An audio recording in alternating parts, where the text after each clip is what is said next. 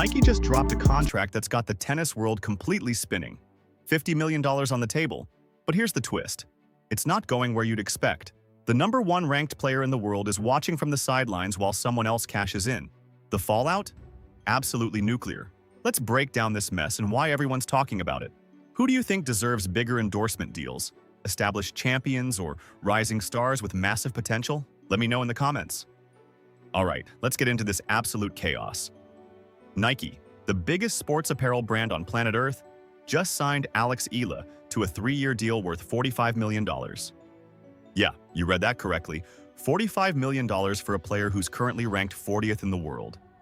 Meanwhile, Aryna Sabalenka, the actual world number one, multiple Grand Slam champion and Nike athlete for years, is reportedly being frozen out by the same company that just threw all that money at someone else.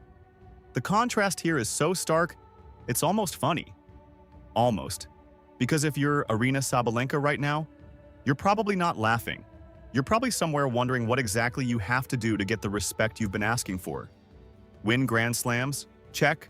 Reach world number one? Check. Consistently perform at the highest level? Check.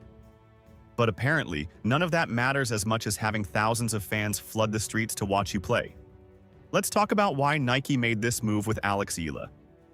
The company has been watching her closely, and what they've seen has convinced them she's the future of tennis, especially in the Asian market. The buzz around Eala is legitimately electric. Reports indicate that thousands of people have been showing up just to watch her play. That kind of organic excitement is marketing gold, and Nike knows it. They also know they screwed up before.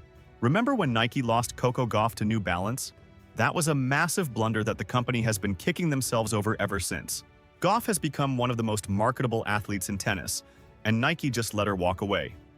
They were not about to make that same mistake with Eala, especially when New Balance and Adidas were both heavily pursuing her. Nike moved fast, moved decisively, and threw a massive amount of money on the table to lock her down. The deal isn't just about money either. According to multiple sources, the contract is worth $45 million over 3 years, but here's the kicker. There are additional performance bonuses that could push it even higher. And Nike isn't just signing Eala as another sponsored athlete. They're positioning her as the face of Nike in Southeast Asia. That's a huge role with enormous responsibility and visibility. Nike is basically betting that Eala's star power will drive sales and brand recognition across an entire region. Think about what that means for a second. Custom outfits, major promotional campaigns, the full Nike signature athlete treatment that's usually reserved for the absolute elite. Eala is getting all of it. She's 20 years old and being treated like a superstar before she's even cracked the top 20 in rankings.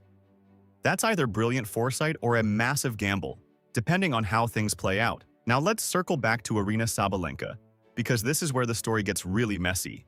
For years, literally years, Sabalenka has been asking Nike for improvements to her contract. She's been vocal about wanting recognition that matches her status as one of the top players in the world.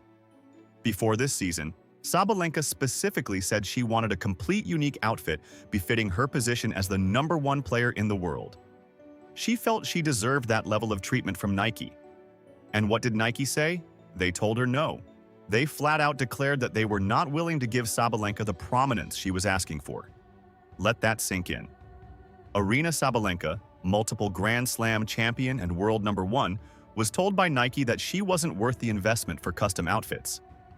Meanwhile, the moment they saw Eala's rising popularity, Nike acted immediately and signed her to a $45 million deal, complete with all the custom treatment Sabalenka was denied. The message is pretty clear, isn't it?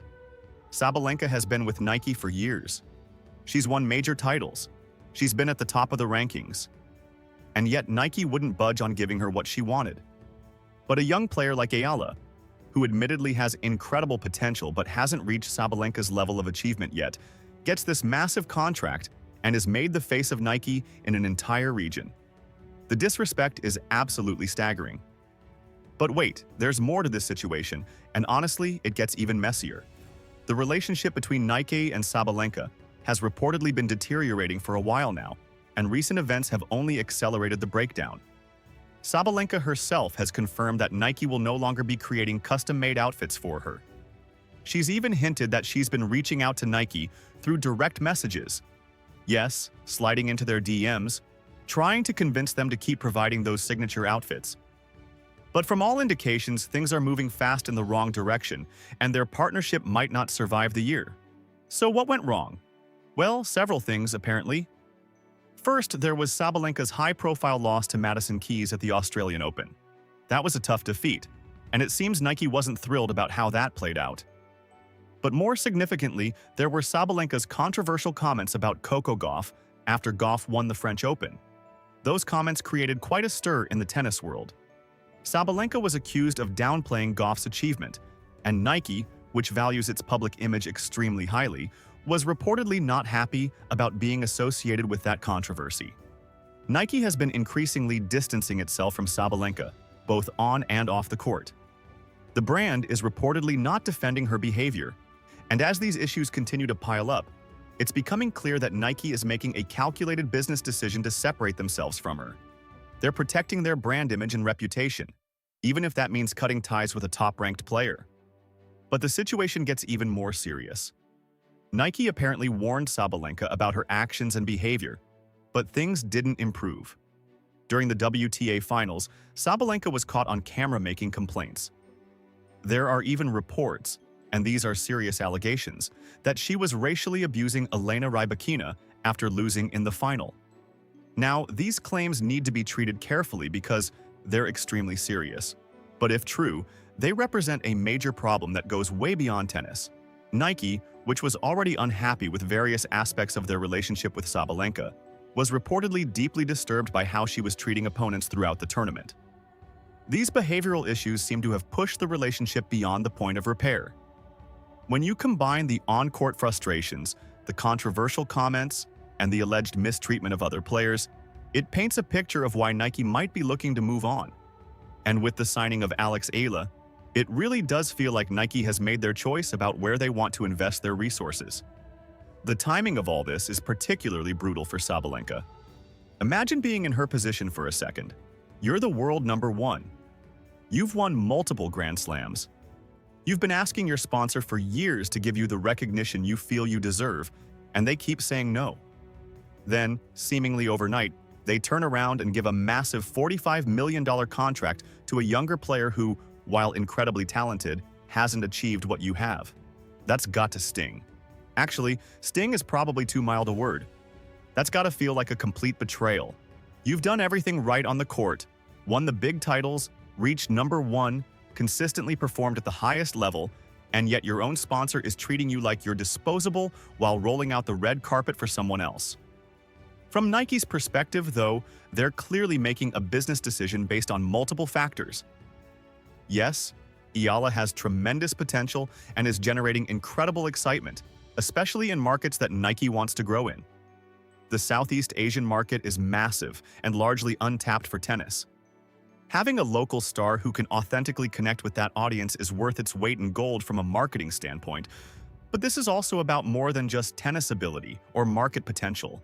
It's about marketability in the broader sense. It's about behavior. It's about public image. It's about who can best represent the brand moving forward. And right now, Nike has clearly decided that Eala is a better investment than Sabalenka. Eala doesn't come with the baggage, she doesn't have the controversies, she's got this fresh, exciting energy around her that brands love. The message to Sabalenka is pretty unmistakable. Nike has moved on. They found their new star and they're going all in on her. With this massive contract for Eala now on the books, it seems extremely unlikely that Sabalenka will be offered anything close to what she was hoping for. In fact, the game might be completely over for her relationship with Nike. So what's next for Aryna Sabalenka? Well, she's going to need to find a new sponsor if things continue down this path with Nike. There are other brands out there, Adidas, Wilson, Lululemon, plenty of companies that would probably love to have a Grand Slam champion and world number one in their portfolio. But losing a partnership with Nike is a significant blow both financially and in terms of prestige. Nike is the gold standard in sports apparel. Being a Nike athlete carries a certain cachet that's hard to replicate elsewhere. As for Eala, this is an incredible opportunity. She's got the backing of one of the world's biggest brands, and now it's up to her to deliver on that potential and prove that Nike made the right choice. The pressure on her just increased exponentially.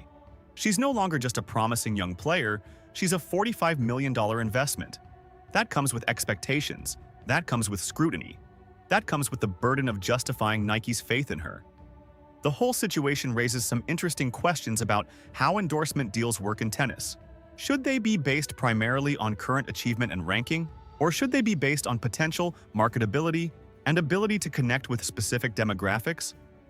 Nike is clearly betting on the latter with the Eala deal. They're not paying her $45 million because of what she's accomplished so far. They're paying her that money because of what they believe she can become, and what she represents to audiences that Nike wants to reach. That's a legitimate business strategy, but it's also one that's going to feel incredibly unfair to someone like Sabalenka, who's already done the work, already achieved the success, and still can't get the respect she's asking for. It's the classic tension between rewarding past performance versus betting on future potential. And in this case, Nike chose potential over proven success. There's also something to be said about how athlete behavior factors into these decisions. If the reports about Sabalenka's conduct are accurate, and again, these are serious allegations that deserve careful consideration, then Nike's decision starts to make more sense. Brands don't just want winning athletes. They want athletes who represent their values, who won't create PR headaches, who can be reliable ambassadors for their products.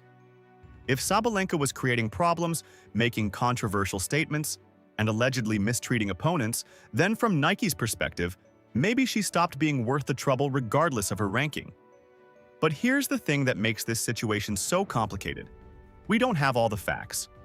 We have reports, allegations, and leaked information, but we don't have the full picture of what went down between Nike and Sabalenka. Maybe she was completely in the wrong and Nike had every reason to move on. Or maybe Nike is being unnecessarily harsh on an athlete who's given them years of elite performance. Without complete transparency, it's hard to make definitive judgments. What we can say definitively is that this situation is a mess.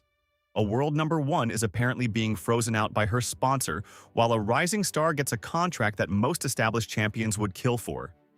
The optics are terrible, the timing is brutal, and the implications for both players are massive. For Sabalenka, this is a crossroads moment. She needs to either repair the relationship with Nike, which seems increasingly unlikely, or move on to a new sponsor and try to rebuild from there. She also probably needs to take a hard look at her own behavior and figure out if there are legitimate issues she needs to address. Because if multiple sources are reporting problems with her conduct, there's probably some fire behind that smoke. For Eala, the pressure just got cranked up to maximum. She's got the contract of a superstar before she's become one. Now she has to actually become one. That means winning big tournaments, climbing the rankings, and justifying Nike's massive investment. If she delivers, this could be the beginning of a legendary career. If she doesn't, this could become one of the most infamous overpays in sports marketing history. Either way, the tennis world is watching. This isn't just about two players in one company anymore. This is about the future of athlete endorsements in tennis, about how behavior impacts sponsorships, about the tension between achievement and potential, and about whether Nike made a brilliant move or a massive mistake. That's the full story behind Nike's controversial decision and why Aryna Sabalenka is furious. This situation is far from over, and the fallout will be fascinating to watch. If you want more breakdowns of tennis drama and business moves, hit that subscribe button. Like this video if it cleared things up. Drop your take in the comments.